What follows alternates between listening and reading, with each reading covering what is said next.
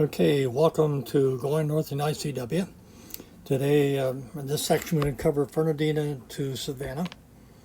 Mile marker 717 to 583. And the same fall you've seen many times if you've been doing these presentations.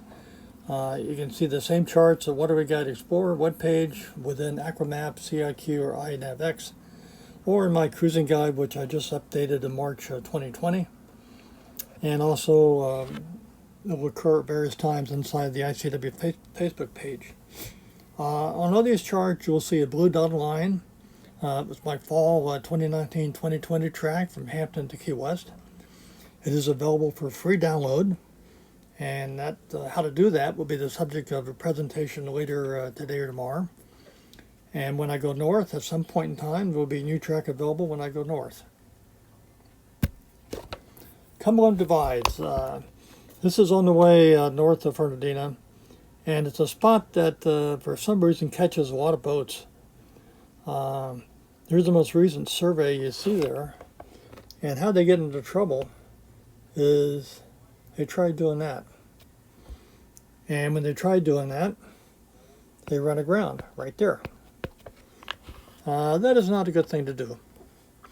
All you really have to do to avoid that problem is to stand off R60 and R60A. Following the blue line helps you do that. In this particular case, even the magenta line looks better than hugging R660 and R60A. But if you follow the blue line, no problem, you have 20 feet. Now you're coming out of towards Jekyll. You see St. Andrew's Sound. There are two ways to go through St. Andrew. One is on the blue line you see here, which I usually take if you don't need if the seas are not too rough. And you'll notice that it cuts R32. There's a lot of some shoaling in there, and that usually gets down to 6 to 7 feet through that area, and it's been getting worse over the years. Whereas this line that I just drew here on the blue dotted line, this line is good for about 9 feet. It's been that way for the past 5 years, very stable. The other advantage of taking that line is that when there is some running, seas running, you get wave action right there coming off this shoal. That makes that passage by R32, if you try to honor it, even worse, or more exciting if you prefer that term. Therefore, I'd recommend cutting it the way you see there. It's nice and stable, and you'll see 9 feet, not a problem. Now, if it really gets exciting out there, you really don't want to take that route by the blue dotted line if you got 4, 5, 6 foot seas running, because you're going north there. It's going to hit your broadside, and that's going to cause the boat to do things that are not nice. So one way around that is to go this way, which has been taken by many boats, and the lowest spot anybody's ever reported on that route is 6 feet mean low water, and most people report about 7 to 8 feet mean low water. What you don't want to do in that route, though, is you want to stay on the route. Doing this is not a happy time. There's a shoal coming out here. If you follow the red line, then that won't be a problem. Matter of fact, I got all the same colors here. That's not good. Let me get a different color. The shoal is building out right in there. So if you follow the red line, you're okay. But if you deviate a little south of it, you'll run into that shoal, which you don't want to do. So you have choices depending upon the weather. If it's nice and calm, just go that way, no problem. If you have a problem with the waves running 5, 6, 7 feet, you don't want to go that way. You want to go this way. and on the Jekyll. Now Jekyll has been dredged. You can see where it's been dredged by the line on the chart. It's been dredged, for example, from here to here, and dredged from here to there. That works well. But the trouble is, where was it dredged? The channel is only 75 feet wide. They had such a trouble with Jekyll because the bottom is very fine silk, and they couldn't just put it anywhere, and they had to take part of it out to sea, which is a very expensive thing to do. So to save money, and also to appease to get concert with the people governing the EPA, they only dredged 75 feet instead of the usual 150 feet. And so if you follow the middle of the dredge channel exactly, you'll see about 6.6 feet mean low water. Now the problem is you can't eyeball that center. Let me show you. On the left-hand side, you'll see the center of the channel. Bad color. The center of the channel is right there. That's the center. The eastern edge is there, and the western edge of the red side is there. And this distance is 75 feet.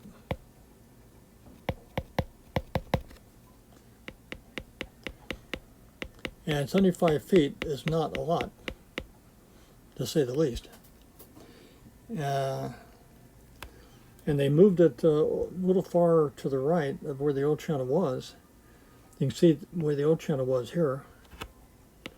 In order, I think, to appease a little bit this marina that was sitting in mud at low tide. And also you notice, this is a famous term by G19. The direction always used to be good, kind of on G19 to make the turn. Well, you don't do that. You turn 178 feet when you're coming from the north, and then turn south. Or if you're coming from the south, you try and judge about 200 feet away from G19 before you make that turn to the right and stay in the channel. Now that's a good trick to do if you're trying to eyeball it. And you say, well, Bob, how do you know where the middle of the channel is being dredged? Well, they have an extensive documentation on exactly how much dredge material they're going to take out in order to know exactly how much dredge material they got to transport somewhere else, because time is money and the amount of dredge material is money. And they have a cross section here that says this is what's being dredged. This is the other side of the channel that's not being dredged. And all these edges are marked with a coordinate system, which is not Latin long, but some type of coordinate system that Georgia uses that I converted back to Latin long. If you look at the cross section, what they're doing, they said here's what the bottom looks like, and they're allowed to go down to 10 to 12 feet to make it look like that. So if you go outside the 75-foot channel, you'll run into an area of Jekyll that's not been dredged. Now this is not the scale. It's really a little broader than that. It's a 3-to-1 ratio. But nonetheless, where the center of the channel at is critical. The plot route I took was down that way. If you go 75 feet further over, down that way, you're going to see different depth readings and say, my God, I thought this was dredge. Why am I seeing such shallow depths? You're seeing it because you're not in the channel that was dredged. So follow the blue line and you should be okay. And just to give you reinforce that point right here, here you see the same three. There's the channel. It was dredge. There's me going down the middle. If you get outside that dredge channel, 1.3 3 feet, 4.8, 2.1. You're going to get some surprises relative to making a statement, I thought this was dredge. So hopefully that's impressed upon you to follow the blue line and stay in the channel. There's also a GPS route if you don't want to load all the tracks. That also follows the middle of the channel, available for download. Okay, going northward, Altamont Sound. I think I skipped one there. Buttermilk has been dredged, by the way, which is just south of the sound. And you just go down the middle and shouldn't be a problem. It was dredged, and that was dredged 150 feet wide, all kinds of room. They didn't dredge this part, though, and people get into trouble because they think they have to, let me do this, they think they have to follow the range markers.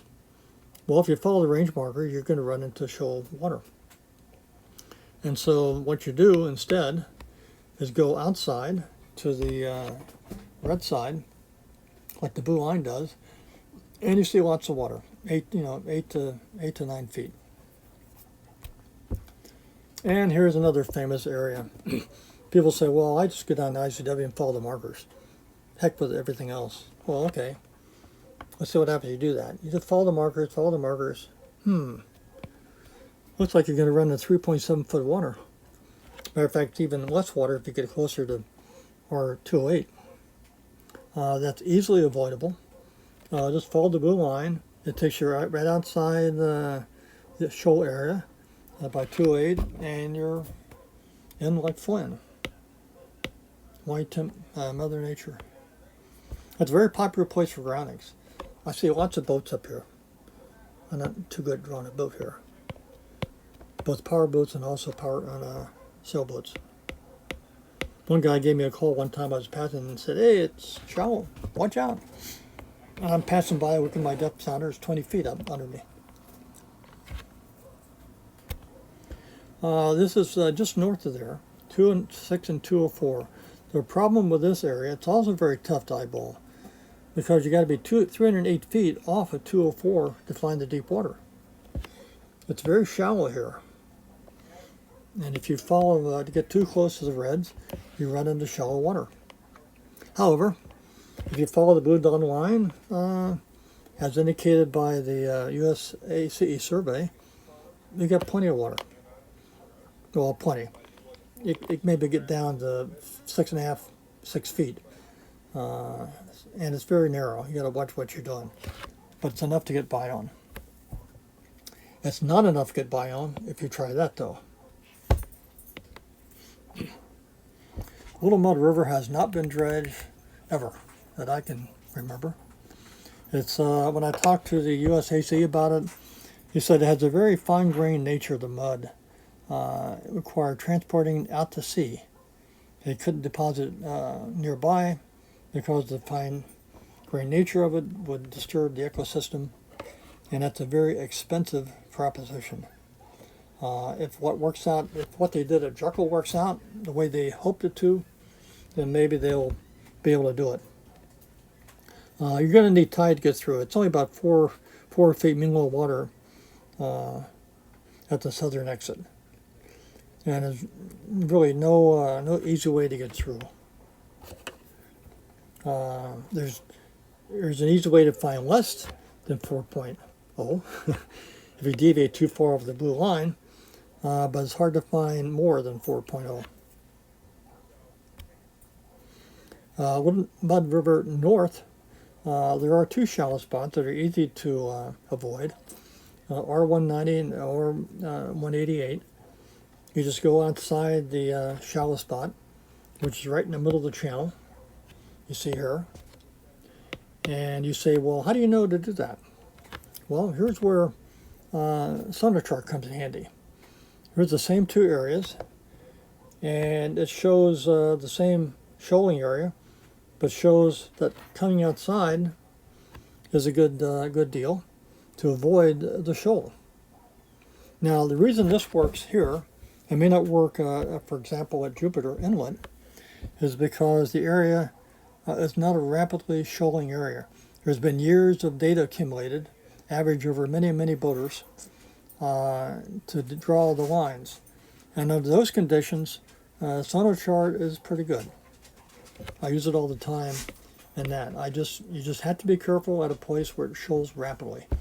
It won't be accurate in that case because it takes too long for the chart to be updated. The shoaling happens faster than they can update the chart for places like Lockwood's Folly and Brown's Inlet. Hellgate, happy news. Hellgate was dredged to 12 feet. You'll notice a strange little thing here. There's a little section at the bottom that's down to about 7 feet. He said, well, why did they do the whole section and left that the way it was? What's the matter with these guys? Didn't they do it? They take a lunch break and didn't come back or what? What happened was when they did the survey, they run a magnetometer through there first to find out if there's anything underneath where they want to dredge, and they found there was an electrical cable running across there, and they were very concerned about going too deep at that point and disrupting the cable or cutting it. They have since located the owner of the cable, and they're in the process of trying to do something relative to moving it, I believe. But until then, you just move over perhaps a little bit, and you can avoid that little shallow spot. But the good news is, finally, Hell's Gate is not a problem. And that concludes this portion of the presentation from Fernandina to Savannah.